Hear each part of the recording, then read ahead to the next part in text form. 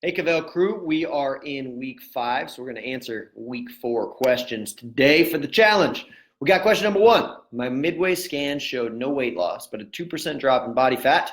Yay. Can the drop in body fat be attributed to just working out more, or is the change in nutrition? I can tell I've added muscle, but it seems that's a product of working out, not nutrition. It's a product of both. So the way that it works, the way that our body works, is you can work out and you can gain lean mass. That's a thing. You can also drop body fat when you do it. That's also a thing. You can also just do nutrition and drop body fat. You're not likely to increase lean mass at all when you're just manipulating nutrition. You can just do nutrition and drop weight, which usually is dropping of lean mass and body fat. So there's kind of a whole bunch of ways to cut the pie here. But the bottom line is when you do both, you're going to have the best results. So what we want to do is we want to do resistance training to increase lean mass, right? So that's number 1. You increase lean mass and you're going to increase your metabolic need. Okay, so that's number 1. And then we want to create a calorie deficit by exercising and nutrition. So we exercise more, so we're burning more calories, which doesn't create a huge caloric deficit, right? So that's why you can't out exercise your nutrition. It's too hard. You can't work out enough if you have a job and a family and all that to really create a significant caloric deficit, which is why we need to change our nutrition. Now, when you look at nutrition, we create the caloric deficit, and that's going to help us start to lose weight. And if we're working out, that's going to make sure that predominantly that weight is fat and not lean mass. Okay, so that's kind of how it works. So the basic idea is we need both. We need to exercise and we need to change our nutrition. The last part of that is the quality of food or the types of food that you eat is going to have an impact on your body composition, your energy levels, your inches, how you look, all those things.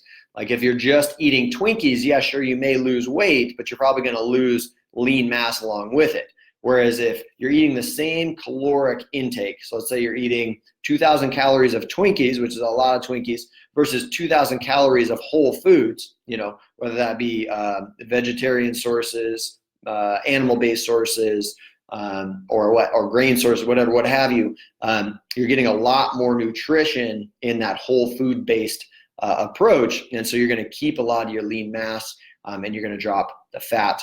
And again, the weight's going to kind of stay the same depending if it's 2,000 calories of Twinkies or 2,000 calories of the whole foods. But that's even debatable as well because it takes a lot more energy to digest whole foods than it does to digest Twinkies, number 1. Number 2, your gut bacteria and your gut health is going to be a lot healthier on whole foods than it is on Twinkies, etc. So there's a lot of kind of little micro things that go into that. But basically, we want to do both. Make sure that for optimal results, we're changing the nutrition and we're hitting our workouts. Okay. What do you think about the intermittent fasting everyone's talking about right now? So I believe I've addressed this in the FAQ section, and so I'll cover it very shortly here now. Everybody does intermittent fasting, right? When you go to sleep at night, you're intermittent fasting from whatever time you ate dinner or the last time you ate to the time you wake up. So everybody on the face of the earth does intermittent fasting. Okay. Now, how long should you go without eating?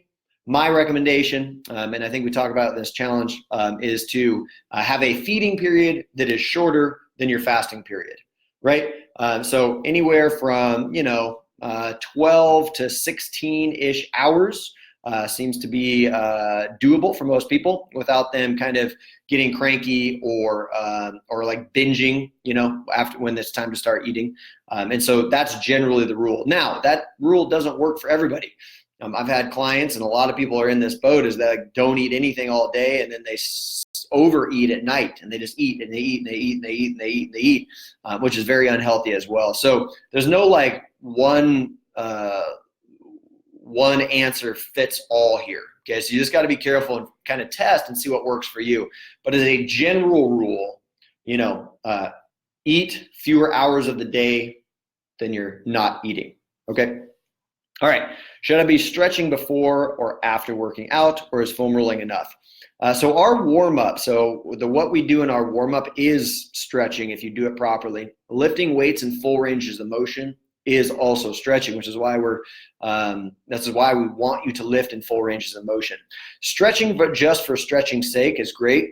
But if you overstretch and you don't have strength in those full ranges of motion, and you're just flexible to those full ranges of motion, that's a recipe for injury. And so we want to make sure that we're really careful there as far as like how much stretching, what stretching, all that. Now, if you just want to stretch after your workout, great. Go ahead and stretch after your workout. You'll feel better for it. If you want to stretch before bed, great. It'll actually help you sleep better. It helps you relax. So that's perfect. If you want to stretch the first thing in the morning, awesome. That'll help you get ready for the day. Another good thing to do first thing in the morning is like our warm-up that we do. If you get up and you knock that warm-up out, you're working on mobility, you're working on stability, you're working on flexibility, you're working on strength. So you're kind of hitting everything in that 5-minute period, and it'll get you ready for your day, and your flexibility will increase over the long run. But when you talk about flexibility work, we have to increase the strength through those full ranges of motion on top of just stretching. And a lot of times we need to strengthen the opposite muscle to make sure that we have the strength for our muscle to relax that much to get to that point. So the bottom line to your question, I know that's a long answer, but if you feel like stretching, great, go ahead and stretch. I'm not as sore for my workouts that I think I should be. Is it because my frequency is low or my intensity is too low? I'm assuming both.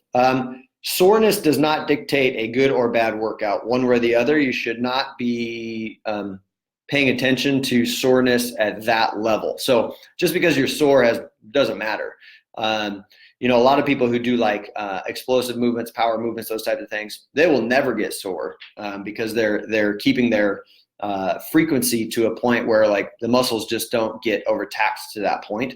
And people who work out a lot and have worked out consistently don't get sore as much either. And so, do not judge your amount of soreness on like whether you're getting a good workout, bad workout, or otherwise. There's this thing that we do in the Western cultures where like we need to hurt in order for it to be changing, and like it's a whole no pain, no gain thing. Not true. You don't need to be sore to make progress. Progress is progress. Soreness is soreness. Make sure you separate those two. If you're not getting sore, no big deal. But if you're getting stronger and you're seeing the results that you want to see, you don't need to get sore. Now, if you're not seeing the results that you want to see, still has nothing to do with soreness, but we need to look at those factors of like, well, why am I not getting stronger, or why am I not losing weight, or why am I not doing these things? But it has nothing to do with your soreness level. What's the biggest weight loss success you've seen at Kvell? We've had people lose over 100 pounds, which is pretty crazy. My job requires a lot of manual labor. I've tried to book afternoon sessions, but I'm often too physically exhausted to work out after work. Any suggestions? Well, I don't know your specific schedule, so it's a little hard to say, but I would say work out before work if possible. And if you can't, then just make it to the workout and use it a little bit more of like kind of a recovery type of thing, where you get in, you get good solid work in. In other words, we're working on restoring the body instead of beating the body up. But you need that cross training, especially jobs with manual labor. We have a lot of people who are like, oh yeah, my husband's in construction or whatever it is. And the problem with those manual labor jobs is the same thing over and over and over again, right? You get these repetitive injuries because they're not cross training. Like they think they're getting enough physical activity, and maybe they're getting enough physical activity. Unfortunately, they're not working the musculature the way that it needs to, so they're balanced. So they end up with injuries, right? And so we have to get that stuff in. So depending on what your job is, work the areas that you're not working, during the training session, and then use the movements that's very similar to your work situation as more recovery type of movements. But I need way more specifics on that to give you more specific answers.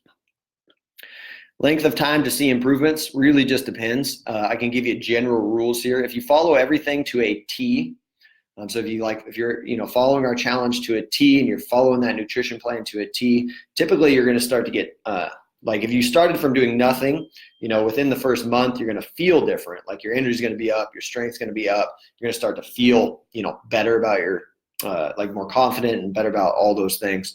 And then at about 3 months, typical results are about, depending on how much you have to lose, about 2 to 3, maybe 1, again, depending on where you're at, pant size drops. Okay, so you can see pretty significant results, but again, you got to follow the program 90% compliance or more. And then after that, results slow down, right? So the closer we get to our goals, the slower the results start to come. And so you just got to give it time. And then I would really urge you not to make it a race and instead focus on the habits. If you focus on the habits and you continually get better at the habits and you have consistency over time, the improvements won't really matter anymore because they're just going to be a natural outcome of what you're doing. So you want to focus on the habits and the things that are going to get you there. Will I see weight loss? Yes, weight loss is 100% dependent on calorie deficit. And so if you're not seeing weight loss, you need to reduce your calories. So eat less food. What are good things to consume pre-early morning workout? I thought I had a good option with a vegan chocolate protein powder with water to drink on my way, but sounds like the additives, you don't recommend it. Plain pea protein powder is drinkable, but not the most pleasant. It's not realistic for me to get up early enough to make and eat a meal. Okay, well, realistic and not realistic. Your body's kind of only going to do what it's going to do. And typically, if you're consuming anything, 30 minutes is like the minimum amount of time. So if you're drinking it on the way to the workout, the likelihood of much of that getting digested is very small. And so I would say, maybe you need to try no food at all and see how you feel. And if you can get through the workout and everything feels good and you don't feel any different, then, drink or eat something after the workout, eat your regular breakfast. If you really do need something, I would recommend if it's liquid, you can get away with a little bit sooner. But yeah, the problem with a lot of liquid stuff is there's a lot of additives in them. And so, you could try like a banana and see, fruit will typically, again, if you chew it well, it'll digest a little bit faster and get into you a little bit faster. But you're cutting it pretty close if you're driving to the workout, drinking it, and then working out. It's not giving your system enough time to digest it. We like to say about 45 to 60 minutes prior is when you should be eating it so that it gets into your system and you're ready to go. So I don't have a good option for you there. Sorry. I feel so great. I want to continue this way of eating long-term. What tips do you have for doing that successfully? Really just everything that the challenge is teaching you. That's the basic premise of it, right? So once you get out of the challenge, work to hit, that 80-20 rule. So 80% of the time you're eating good, solid whole foods, and 20% of the time you can kind of veer away from that a little bit. But that's really it. The way that we run the challenge really tries to get you to adopt a lot of these habits so that you can keep doing them long term, because you will feel better over the long term. You'll be at the weight that you want to be at, your energy be up, all those things. Any tips for getting your head back in the game when your workouts aren't going smoothly? I need a little more specifics on things aren't going smoothly, but if you're just not getting into the gym, getting your head back into the game, ask yourself, why you started in the first place, what's important to you, where you're at and where you want to go. And then look at some of the successes you've had in the past. And then no matter what, just get back in the gym, right? Just don't think about it anymore. Just get back in the gym. It's more a consistency thing. The more consistent you are, the less likely, the less time you give yourself to think about it, the more likely you are to just continue to show up over and over and over again, right? So you just set it in your calendar. It's kind of like asking, how do I get motivated to go back to work? Well, you don't. You just go back to work because that's where you make your money. So you don't get motivated to work out. You just go work out because that's what makes you healthy, right? And so you just kind of get that mindset and you just go, set your clock and do it. All right, guys. So again, we're in week 5. So you got this week and next week, I believe, to keep knocking it out. Keep going. Again, consistency and finish all the way through.